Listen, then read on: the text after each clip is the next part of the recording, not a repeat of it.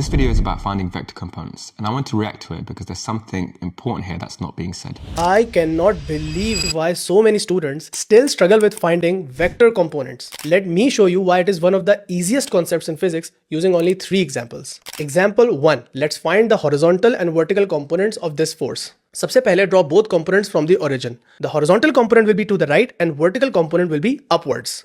Now this is the key part. Angle को देखो, it is given from the horizontal. So horizontal component will be 100 into cos theta, whereas the vertical component will be 100 into sin theta. Example 2. Okay, so the next couple of examples are very similar, and the idea is that you can find the components by looking at which line the angle is being drawn from the vector, and that's your cosine angle, and then the other one is sine. So it's very clear, structured, logical, it makes sense, nothing wrong with the content here. But my issue is this: the content is designed to be understood while you're watching it, but that's not the same thing as being able to execute this yourself in exam conditions. Let's take a quick look at example 2 and just watch what happens when you see the example.